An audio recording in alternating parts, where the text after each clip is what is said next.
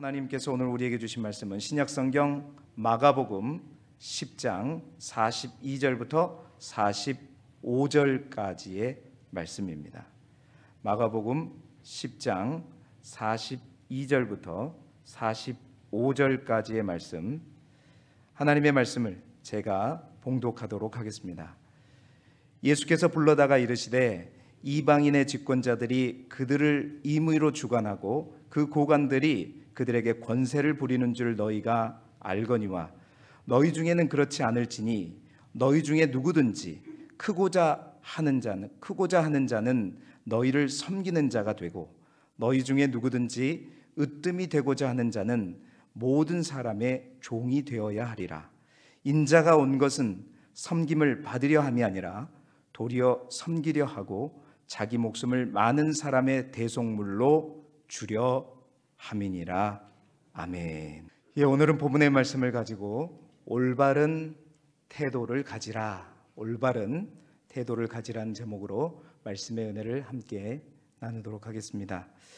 개묘년 새해를 맞아 올 1월 달에는 올 한 해 우리 각자의 진정한 변화와 새로운 어떤 목표 달성을 위한 출발과 시작을 위해서 우리가 어디에서부터 출발해야 되는가, 무엇에서부터 출발해야 되는가, 그 출발은 밖이 아니라 안에서부터 해야 된다.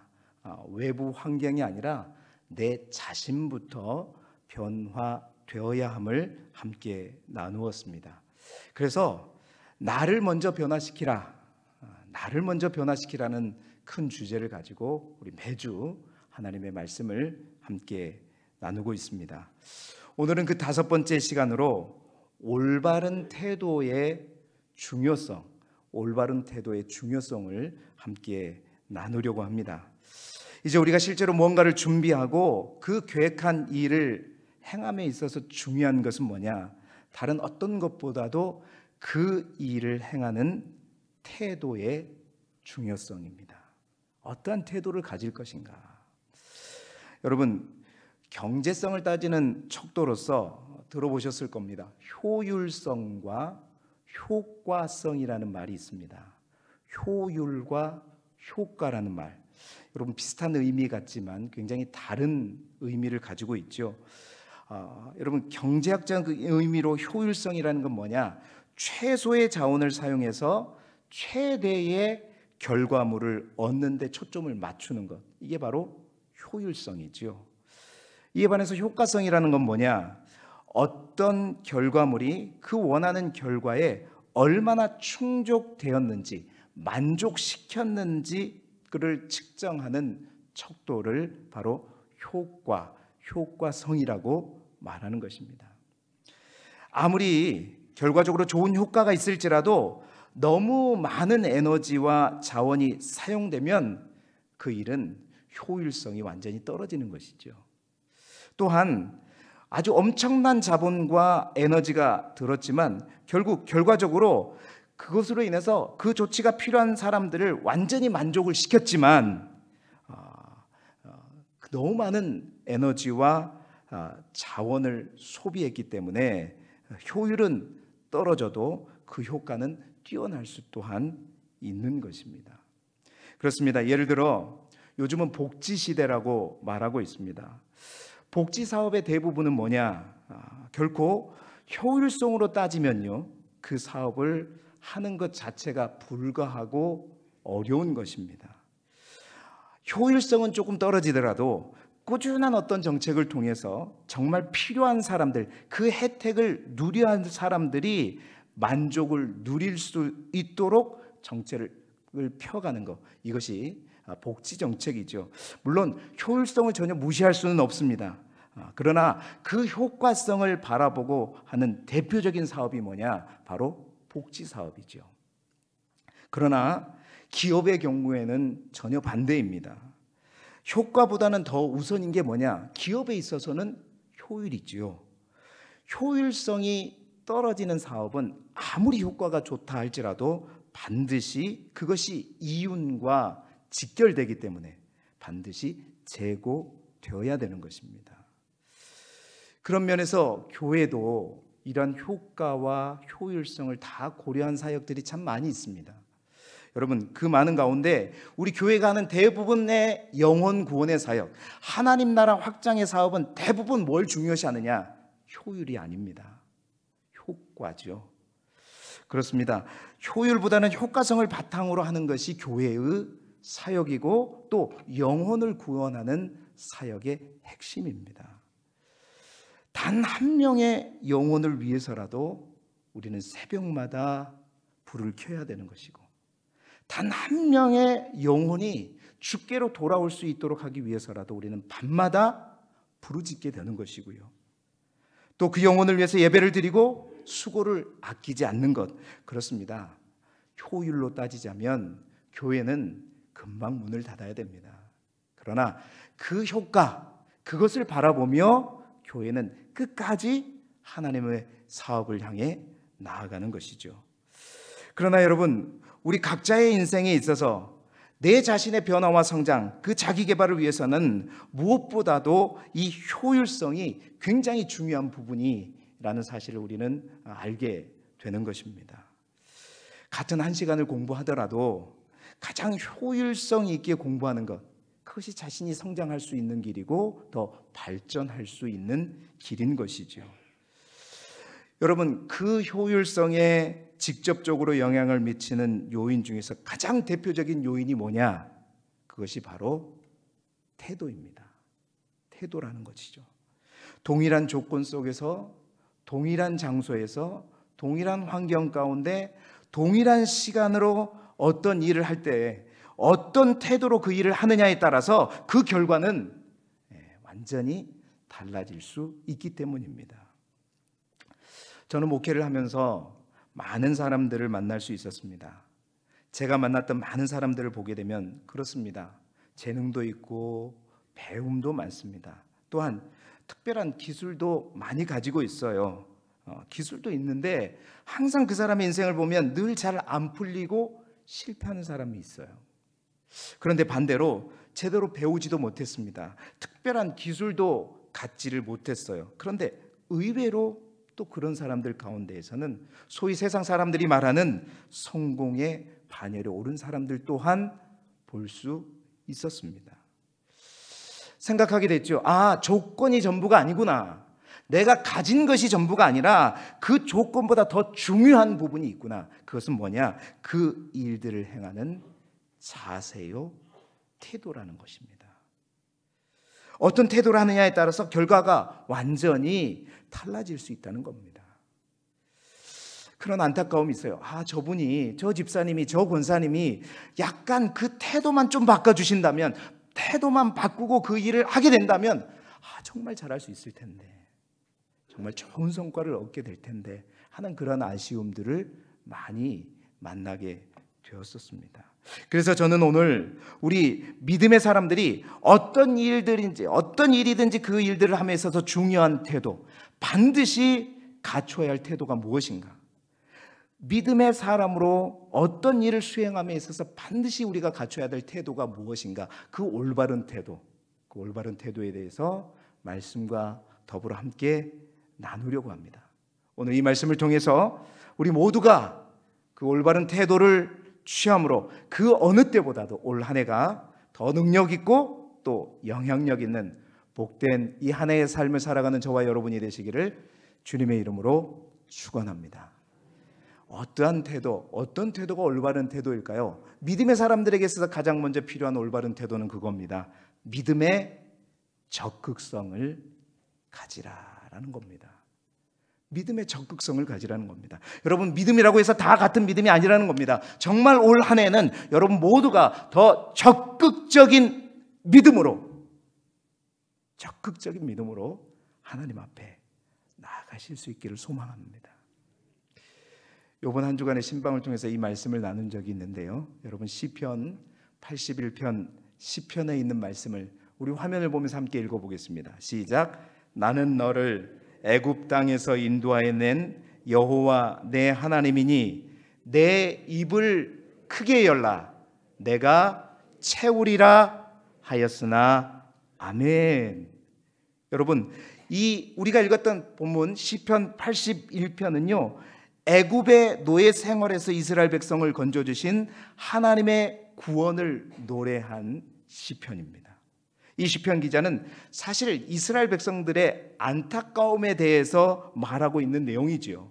하나님께서 이스라엘 백성들을 애굽의 종살이에서 구원해 주셨습니다. 그런데 그 애굽의 종살이에서 구원해 주셨지만 결코 하나님은 그 이스라엘 백성들을 애굽에서 출애굽시키는 것, 그것만이 목적이 아니라 그들에게 더 큰 것을 준비하시고 그것을 주시기 위해서 애굽으로부터 나오게 하셨어요. 그래서 그 이스라엘 백성들에게 출애굽에 만족하지 말고 내 입을 크게 열라 말씀하셨단 말이에요. 그런데 이스라엘 백성들이 그 입을 닫아버린 겁니다. 다시 말해서 이 말씀은 이스라엘 백성들이 하나님 앞에서 구하는 자세, 하나님 앞에 구하는 태도에 대한 변화를 요청하는 말씀인 거예요. 여러분, 새들도 마찬가지입니다.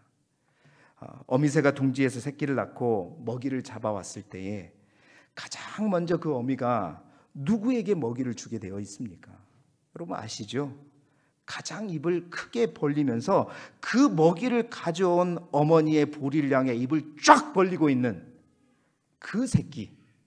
여러분 그 새끼, 그 새끼라고 얘기하면서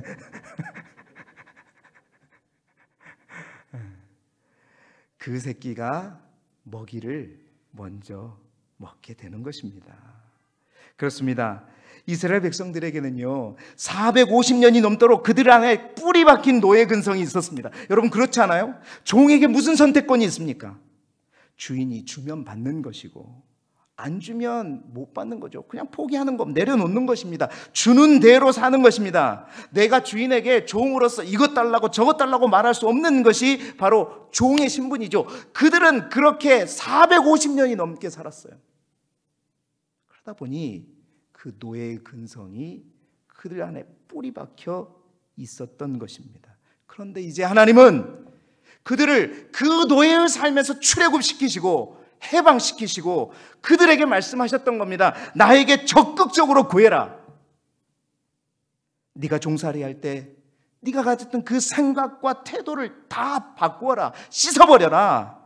이제 태도를 바꾸라는 거예요. 주면 좋고 안 줘도 괜찮고 이게 아니라 내 입을 크게 열라. 아멘 하시는 분만 하나님 복이 임할 줄 믿습니다. 내 입을 크게 열라. 그래요. 내 입을 크게 열라. 주님이 말씀하셨습니다. 왜요? 이제 더 이상 너희는 종이 아니기 때문이에요. 더 이상 너는 종이 아니라 내가 너희를 지명하여 불렀나니 너는 내 것이고 너는 내 아들이고 이제 너는 내 딸이다. 이제는 더 적극적으로 더 능동적으로 나를 붙들고 나를 향해 입을 열라. 그러면 내가 너에게 채워주겠다. 그렇습니다. 요한복음 1장 12절 말씀, 우리가 너무나도 잘 아는 말씀, 영접하는 자 곧 그 이름을 믿는 자들에게는 하나님의 자녀가 되는 권세를 주셨다고 성경은 말하고 있습니다. 자녀의 권세는 그저 구원만 받았다는 증명서만 갖고 있는 것이 자녀의 권세가 아닙니다. 권세라고 하는 것은 뭐냐? 자녀에게 합당한 힘이 있다는 거예요. 자녀로서 가진 권리가 있다는 것입니다. 그 권리를 가지고 이제는 종이 아니라 당당하게 구하는 것, 그것이 바로 적극적인 믿음의 자세인 것입니다. 여러분, 같은 일을 같은 조건에서 같은 시간에 한다고 해도 여러분 하나님 앞에 믿음의 적극성을 가지고 간절한 마음으로 하나님께 부르짖고 요청하면서 하는 사람과 그저 주면 주는 대로 감사할 뿐 그 이상도 그 이하도 아닌 사람과는 자녀이지만 결코 다른 삶을 살게 되는 것이죠. 그렇습니다. 우리 하나님은 항상, 아니 올 새해에도 우리를 위해 더 많은 것, 더 좋은 것을 준비해 두고 계신 줄 믿습니다. 하나님이 우리에게 주시고자 하는 것은 그저 출애굽 정도가 아니라는 얘기예요. 출애굽이 아니라 그 출애굽을 넘어 하나님은 우리에게 약속하신 땅이 있습니다. 출애굽을 넘은 가나안을 하나님은 준비해 두셨고, 그 가나안에는 젖과 꿀이 준비되어 있는 것이죠. 믿음의 적극성을 가지고 올 한 해는 정말 사랑하는 성도 여러분, 무슨 일을 하든지 그 믿음의 적극성을 가지고 하나님을 붙들고 나아가는 우리 모두가 되기를 소망합니다. 주님의 말씀 또한 이전에 작년에 내가 읽었던 것보다도 여러분 더 사모함을 가지고 하나님의 말씀을 더 읽으시고 더 깊이 잡수시고, 밥은 많이 먹으면 배탈 나지만 하나님의 말씀은 많이 먹어도 탈이 안 나요. 할렐루야. 많이 잡수세요. 많이 드세요. 하나님께 나아가는 예배도 마찬가지입니다. 더 간절한 마음을 가지고 작년보다는 올해 더 열심히 우리의 마음을 쏟아 드리는 예배자로 서실 수 있기를 바라고, 정말로 하나님 앞에 기도하며 간구하되 그냥 종처럼 그냥 만족합니다, 감사합니다가 아니라 하나님, 이 산지를 나에게 주시옵소서. 주께서 함께 하시면 내가 가질 수 있습니다.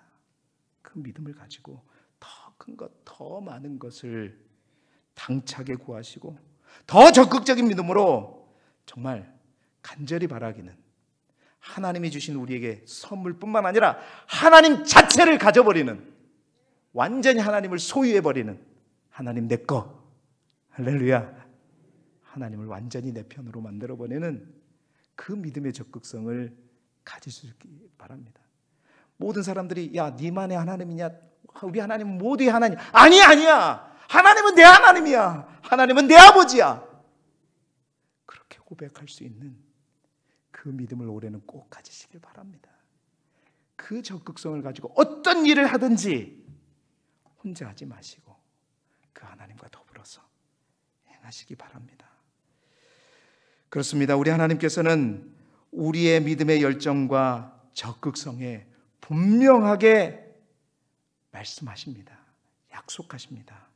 내가 채우리라. 내가 채워주겠다. 하나님이 쉴 틈이 없도록 끊임없이 하나님을 달달달 볶으셔서 하나님이 채워주시는 풍성함을 올 한 해도 누리시기를 그리스도 예수 이름으로 축원합니다. 두 번째로 어떠한 올바른 태도를 우리가 가져야 될까요? 사고의 관점을 바꿔야 됩니다. 생각하는 관점, 방식을 바꿔야 된다는 것이죠. 민수기 14장 8절, 9절 상반절에 있는 말씀을 우리 화면을 보면서 같이 한번 읽어보도록 하겠습니다. 시작. 여호와께서 우리를 기뻐하시면 우리를 그 땅으로 인도하여 들이시고 그 땅을 우리에게 주시리라. 다만 여호와를 거역하지는 말라. 또 그 땅 백성을 두려워하지 말라. 그들은 우리의 먹이라. 아멘. 아멘. 아멘.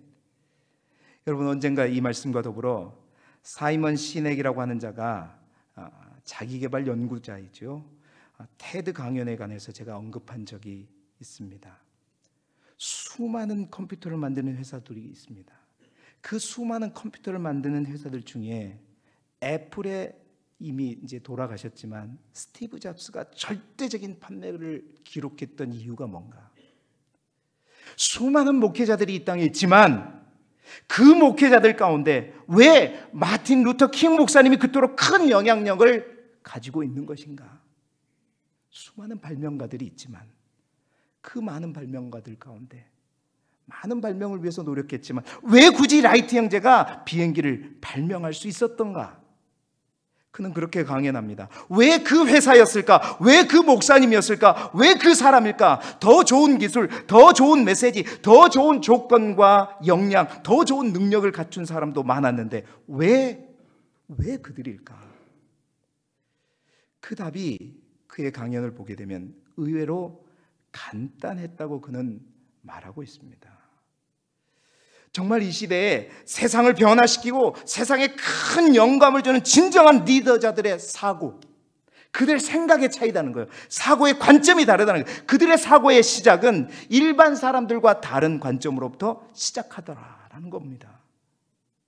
그래서 그가 서클을 3개, 원을 3개 그리면서 그걸 골든 서클이라고 그랬지요. 그러면서 그렇게 설명했잖아요. 세상의 대부분의 모든 사람들은 항상 어떤 일을 시작할 때 뭘 제일 먼저 바라보느냐? 무엇을 바라본다는 거예요. 무엇? what? 무엇이 있느냐? 무엇이 없느냐? 무엇이 준비됐느냐? 무엇을 가졌느냐? 세상의 대부분의 모든 사람들은 어떤 일을 할 때 그 무엇을 주목한다는 겁니다.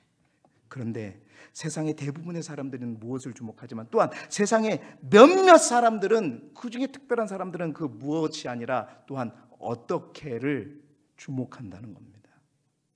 how지요. how에 집중. 어떻게 하지? 이게 이렇게 많을지라도 이걸 어떻게 감당하지? 어떻게 할 수 있지? 그런데 여러분, 세상에 극히 소수의 사람들만이 집중하는 게 있다는 거죠. 대부분의 사람들은 무엇을 집중하고 몇몇 사람들은 어떻게를 집중하는데, 세상의 극소수의 사람들, 바로 그 극소수의 사람이 바로 스티브 잡스였고 바로 마틴 루터 킹 목사님이었고 라이트 형제였다. 극히 소수의 사람들이 집중하는 게 있다는 거예요. 그게 뭐냐? 바로 왜라는 겁니다. Why?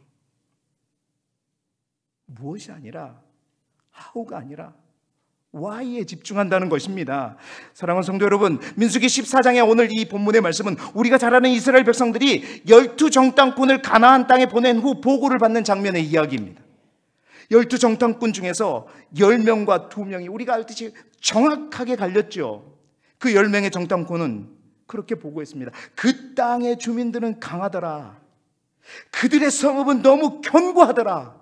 그들의 성읍은 너무 심이 클 뿐만 아니라 거기에 있는 사람들은 성만 큰 게 아니라 사람들도 크더라. 왜 그렇게 아낙 자손, 거인의 자손이들이더라. 결국 그들은 그 무엇을 보았습니다. 그 사람들, 그 성이 있는데 우리가 어떻게 그 성을 정복할 수 있는가? 우리는 그 백성을 결코 치지 못하리라. 그들은 우리보다 강하다. 이것이 바로 10명의 정탐꾼들의 보고였습니다. 그러나 여호수아의 갈렙은 어떻게 보고했느냐?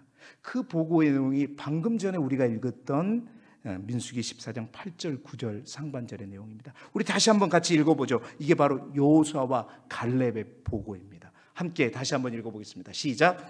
여호와께서 우리를 기뻐하시면 우리를 그 땅으로 인도하여 들이시고 그 땅을 우리에게로 주시리라.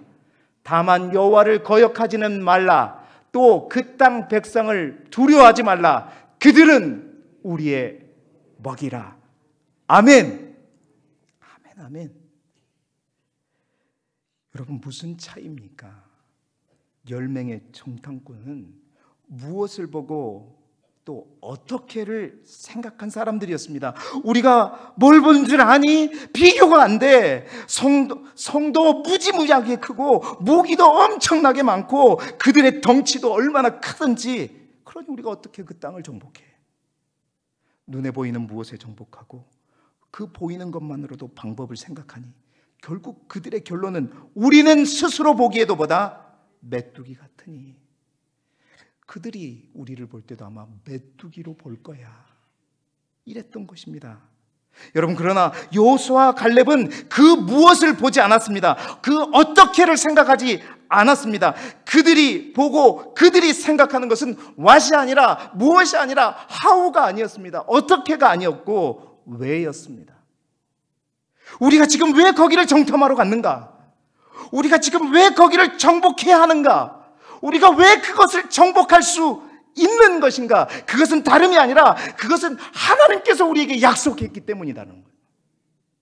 여호와께서 우리를 기뻐하신다는 것입니다.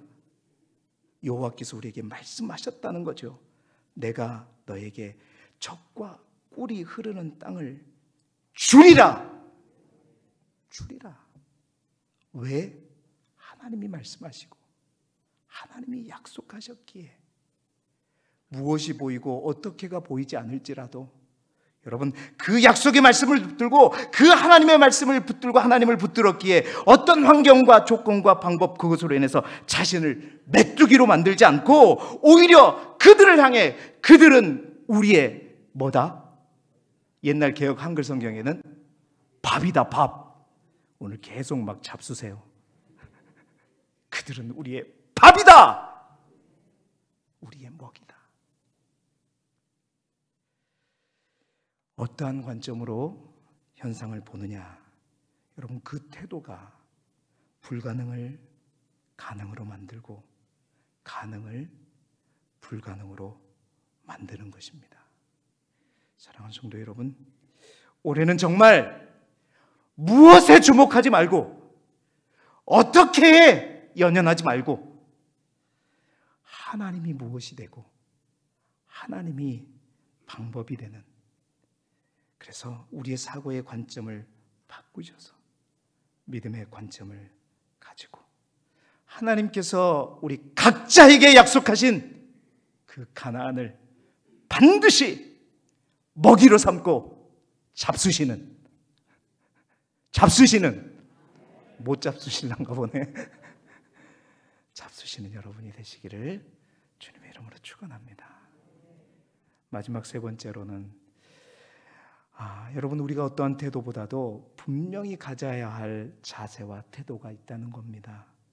이 태도는 바로 예수님께서 말씀하신 많은 삶의 태도 가운데 예수님이 가장 중요시 여기신 것이고 우리 예수님의 33년 동안의 모든 자신의 인생의 삶을 통해서 본으로 보여주셨던 자세예요. 바로 그 자세가 어떤 자세인가? 오늘 우리가 읽었던 오늘 본문의 말씀입니다. 그 자세는 다름 아니라 경쟁이 아니라 낮아지고 겸손하게 섬기는 자세, 섬기는 자세를 가지라는 것입니다.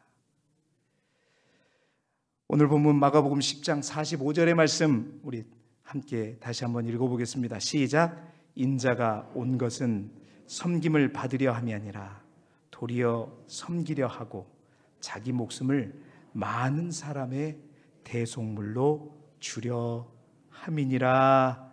아멘. 아멘. 오늘 예수님은 서로 자리다툼을 하고 있는 제자들을 향해서 누구든지 크고자 하는 자는 먼저 섬기는 자가 되고 누구든지 으뜸이 되고자 하는 자는 종이 되어야 한다고 말씀하십니다. 그 예를 자신의 삶, 자신의 인생을 자신이 이 땅에 온 목적을 예로 들어서 설명하고 계신 거지요. 이것이 이 땅에 내가 온 목적이다. 메시아로 왕으로 이 땅에 오셨지만 왕의 자리라고 하는 것은 군림하고 섬김을 받고 다스리는 자리지만 그러나 주님은 그 반대로 백성들의 구원을 위해서 죽으러 오셨다는 거죠.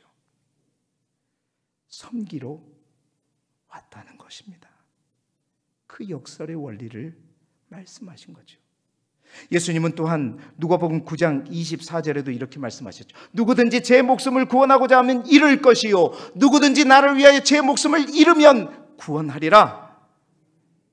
사랑하는 성도 여러분, 그렇습니다. 주님이 말씀하시는 건 그겁니다. 내가 커질수록 커지는 것이 아니라 내가 더 낮아지고 내가 더 작아지고 내가 더 섬기는 태도를 가져야 오히려 내가 더 커질 수 있음을 말하고 있는 거예요.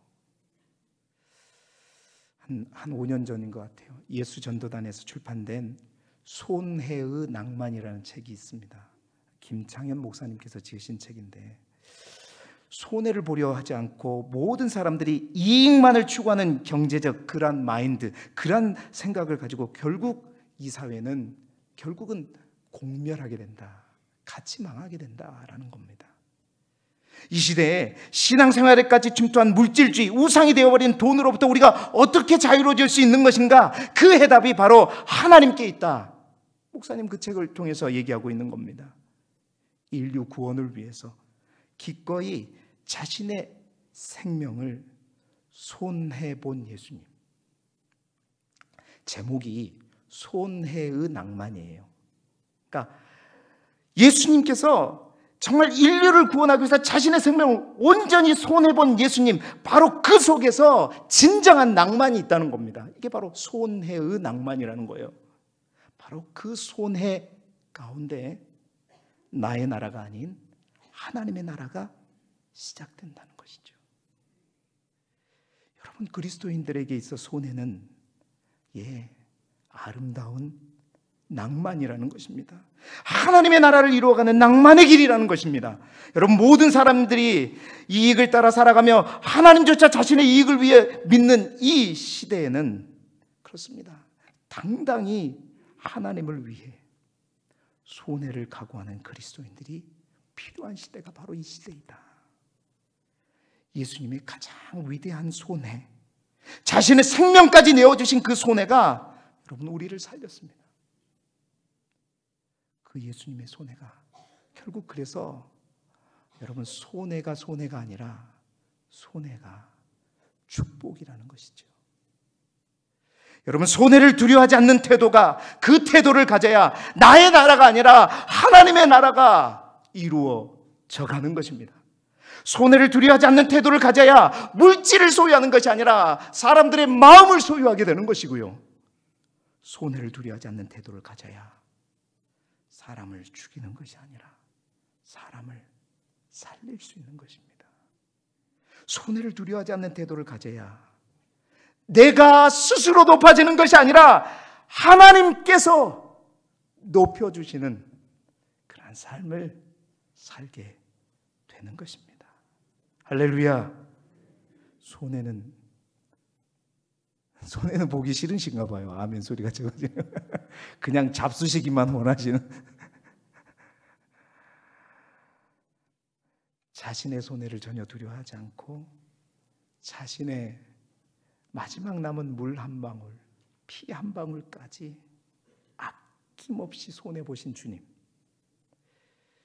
그 주님의 태도가 세상을 살렸고 바로 우리를 살렸고 우리를 진정한 행복으로, 아름다운 희망과 소망으로 이끌어갈 줄 믿습니다. 바로 예수님의 이 마음이 사도 바울이 말하고 있죠. 빌립보서 2장 5절에 너희 안에 이 마음을 품으라. 곧 그리스도 예수의 마음이다.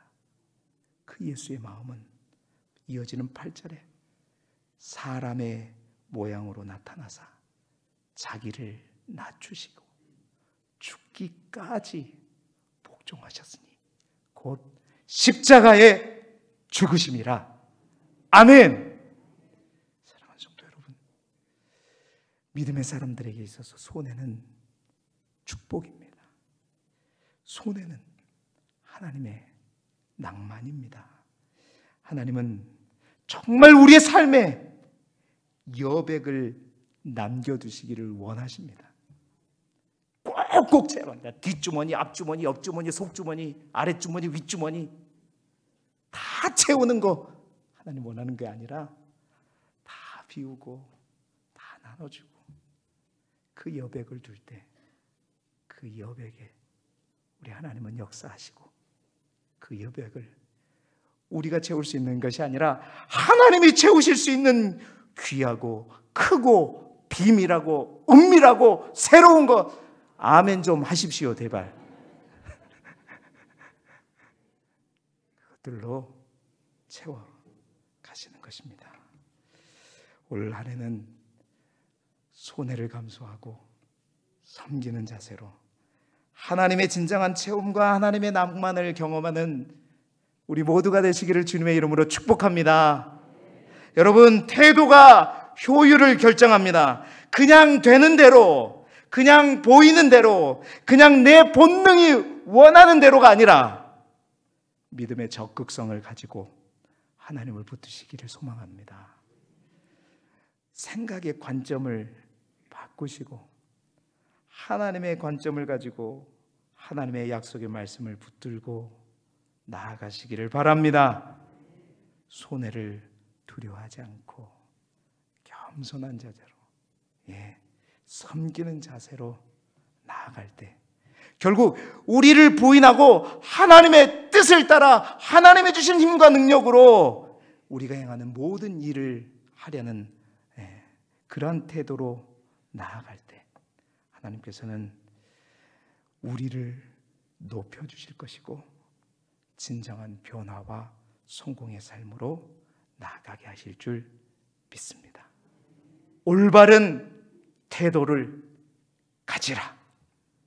마음은 원이로되 항상 절망하는 악순환의 고리가 올 한 해도 되지 않고 그 악순환의 고리를 반드시 끊어버리고 올 한 해는 진정한 변화의 주인공으로 이 올해 12월 마지막에는 오직 주께만 영광 올려드리는 우리 모두가 되시기를 주님의 이름으로 축원합니다.